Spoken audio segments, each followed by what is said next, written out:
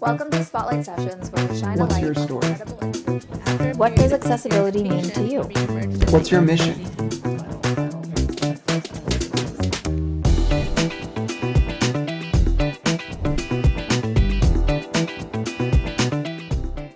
Welcome all to accessiBe's Spotlight Sessions, where we shine a light on incredible individuals and organizations and the work that they do.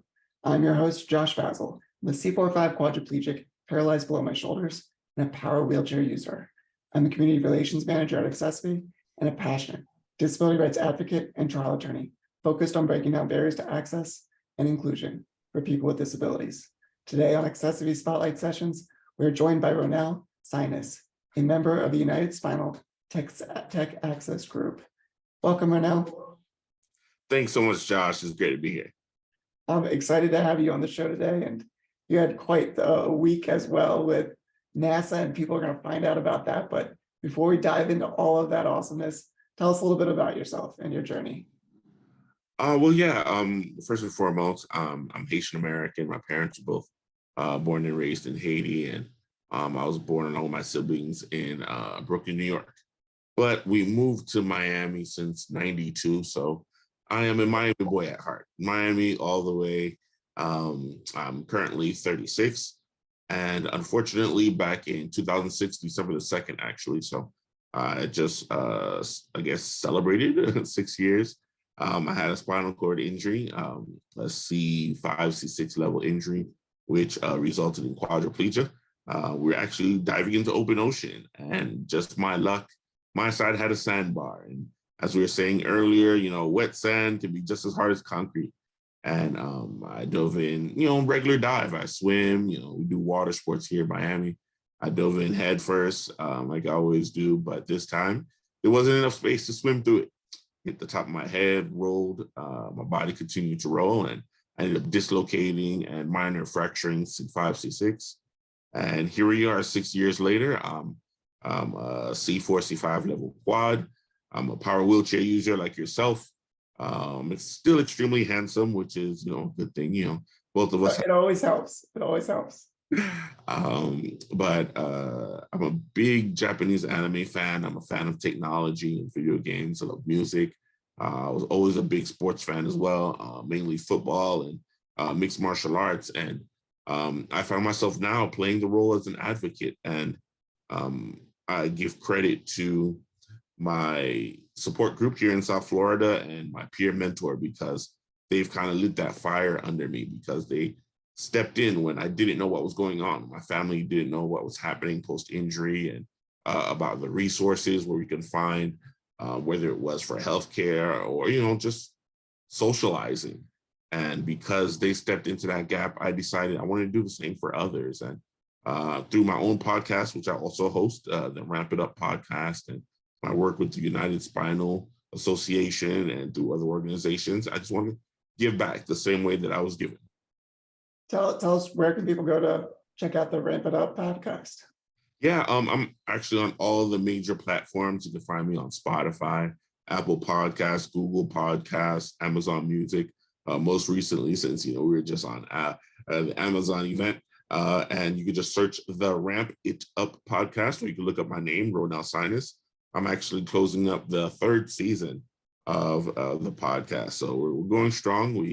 I try to put out 2 podcast episodes a month, sometimes 3, sometimes 1, depending on health and how busy we things tend to get. But it's essentially just my journey post spinal cord injury, and of course the journey of others who are living amazing lives, whether they've been injured or were born with a disability, but just wheelchair users, just being them amazing selves, and others who work or volunteer in the community as well.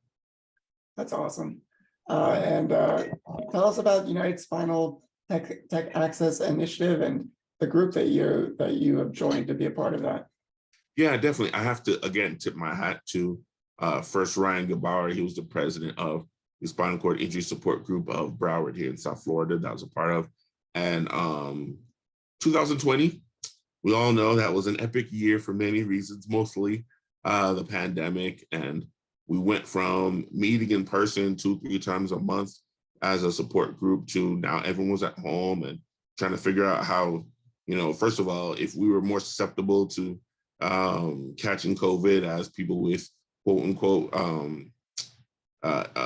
pre-existing conditions, and of course, as members, just socialize. We're bored. We're stuck at home, and we started having Zoom meetings. And he started telling me about an organization that was national, and they were meeting also on Zoom, called United Spinal, and our chapter actually merged at the time.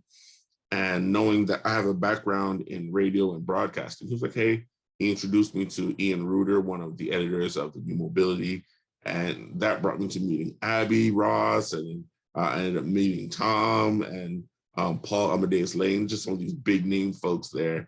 And, we joined, and, they did a feature on me just to kind of, as a new member from South Florida, how things are going here. And I really have to tip my hat to Brooke McCall. She's another high-level quad, and she was a member of United Spinal at the time, and she has a love for technology, specifically assistive technology, which many of us with disabilities use on a daily basis to interact with technology to get our daily tasks done. And her I guess her brainchild was the Tech Access group, or the Tech Access initiative, where members of the spinal cord injury community and others who are also have disabilities, but specifically the SCI community, could give our not only just our input, but be part of the design process of new technology. Because unfortunately, as technologies or just the world in general comes out, accessibility is the last thing on their mind. And so unfortunately, in the brick and mortar world and the digital world, accessibility is the last thing that comes to mind, whether it be our phones or laptops. And many of us are left trying to figure out workarounds to make the world more accessible. So the whole idea behind the Tech Access Initiative is to partner with leaders in the technology world and have us test products in the early stages of development, products and software, and see how accessible they are. And the importance is getting them into the hands, figuratively and literally, of some of us to tell them, hey, this works, or this doesn't work, or these are some of the pain points, or it doesn't work along with my assistive devices, or it messes up the screen readers, etc. So the whole idea of the Tech Access Initiative is to change the idea of design, not to add, again, accessibility features, but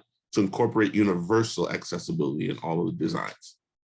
Yeah, and first, Brooke, I love Brooke. She's a force. I always love seeing her when she comes out to DC, and whenever I do have a chance to be able to even jump on a Zoom call with her, she's amazing.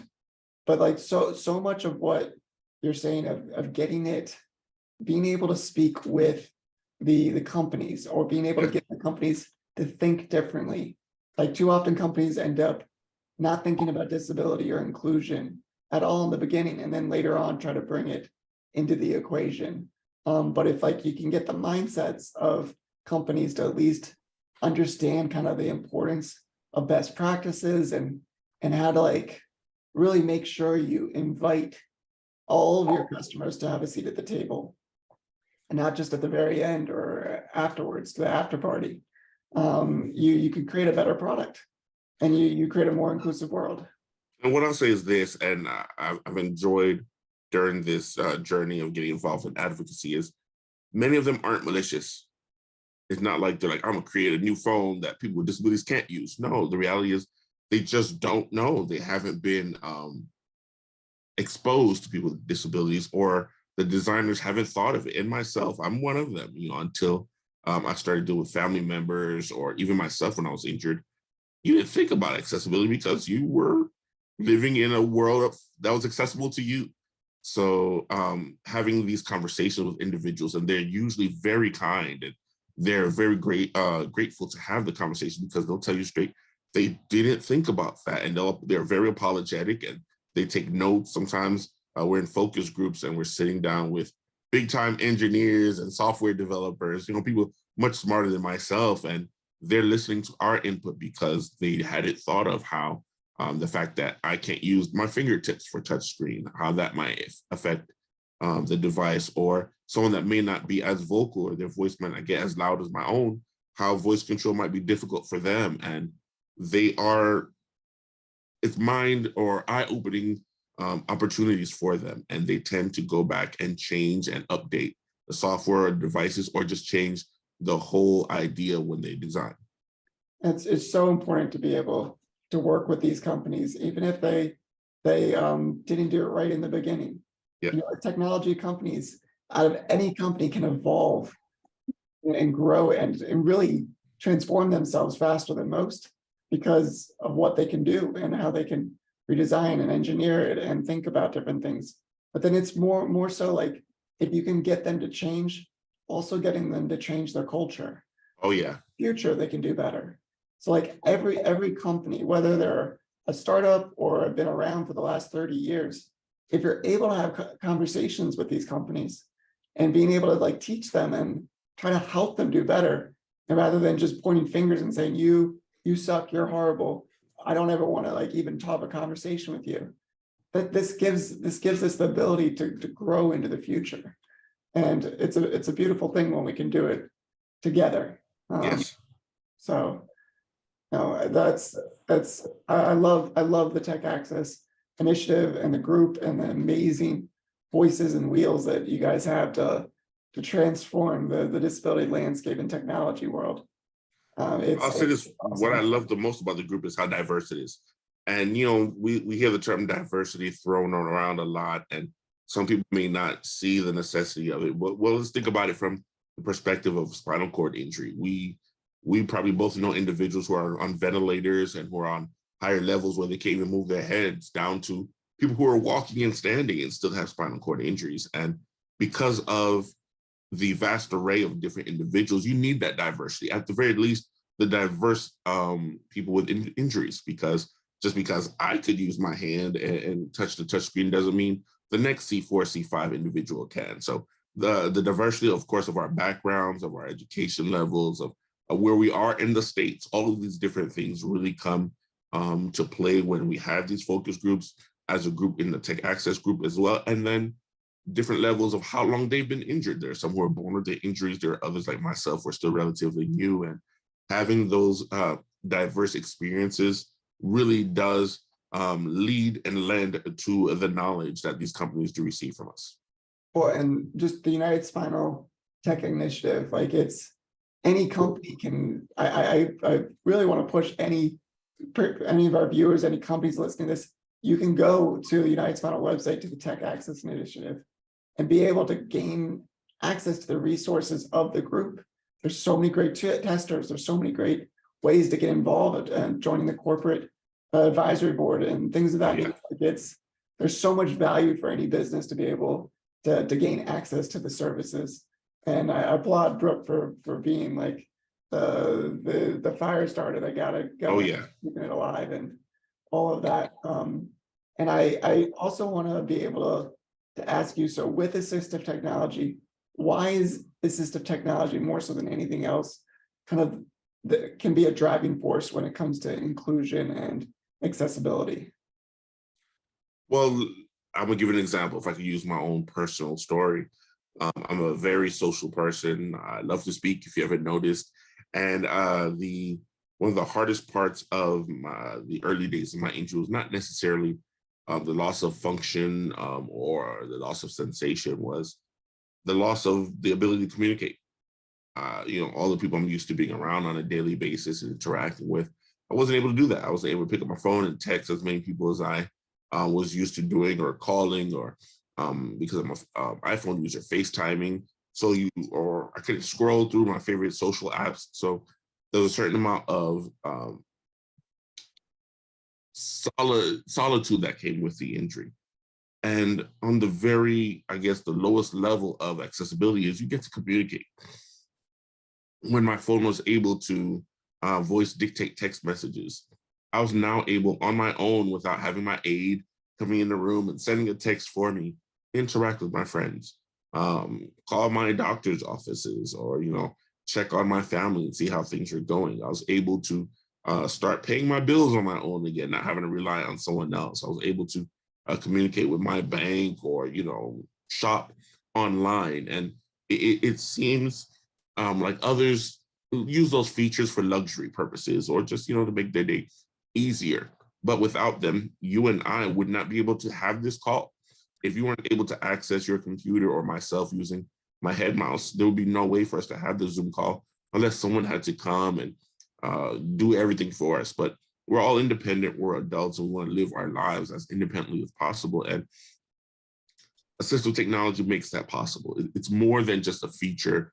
It's more than just, a tool for us. It is how we interact on many levels. It's survival, it's a livelihood. And I would love people to know that with your stylish glasses, there's a dot right in between, and that dot is actually how you're able to use your mouse. Yeah. So if you see my head kind of like swiveling all over the place, it's the mouse I'm using. That's so cool. And then I'd love, just from a timely standpoint, tell people what down last week with Amazon's Artemis 1 project. All right. So I've said it, and I said it to you earlier, it was an experience and a half. So what we didn't know is actually been in the works like the last 4 years. Several companies, first NASA, Lockheed Martin, WebEx, and Amazon were all in cahoots. That's the only way to really say it. But so the plan was to send another rocket to the moon, which hadn't been done in the last 50 years. And with it, they wanted to test the capability of voice-controlled software, so an AI, voice-controlled AI on the ship. And the goal is to have the AI, I want to say it properly so I don't miss anything, the AI to assist the crew with everything that essentially that you and I do here with voice control. So whether it's checking the distance or the velocity of the actual shuttle, checking oxygen levels, fuel levels, anything that they can do that didn't need to be hands-on, giving the ship commands or communicating with mission control back home. And being that who other than the disability community uses it as much, they reached out to the United Spinal. And so United Spinal was chosen by Amazon to participate in the mission, and the powers that be at United Spinal Association chose me to represent not only them as an organization, but wheelchair users everywhere, and of course Miami, to participate in this mission. And I remember when they were first telling me about it, I was speechless. And I'm not a person who's at a loss for words very often, but I was speechless. And the first thing I was saying was, am I going to be an astronaut? Like, it may be digital, it may be virtual, but I'm going to be an astronaut. And at first, I didn't really realize how big of a deal it was until I realized, the whole science community was paying attention. Our vice president was tweeting about it. Like, it was getting all this media attention. And for me, I was just like, I'm going to go do what I do every day and interact with Alexa and use my voice control to make, my day more productive, but on a much larger scale. Like, it was literally in space, and that's what kind of catches the attention. And Amazon flew us out to Houston, Texas, to the Lyndon B. Johnson Space Center. And after like a great tour, like we got 3 tour guides actually for our group, and they showed us the training facilities where the international astronauts train at the, they were like life-size models of the International Space Center, or International Space Station rather. And then they brought us to the Mission Control Building. Now, I'm not sure how educated your listeners and viewers are on NASA and the space program, but I personally did not know that there were 10 different NASA facilities across the United States. I'm familiar with the Kennedy Space Center here in South Florida. As kids, we all go to one of them that's local to us. So it was mind-boggling because I'm a big science fiction fan, and this was science reality. Like, all the things we read in books or watching the movies or see on our favorite, Star Trek or Star Wars themed shows was happening right in front of me. And in the actual mission control room that they set up for us, there's a desk. There was like 4 engineers in the room, all doing their sciencey stuff behind the scenes. And they sat me in front of a monitor, and up on the wall were about 6 other monitors. And One was a view of the cockpit. One was an outside view of the actual capsule, the Orion that was up in the air. Another was of the Callisto payload inside of the cockpit. And another just had,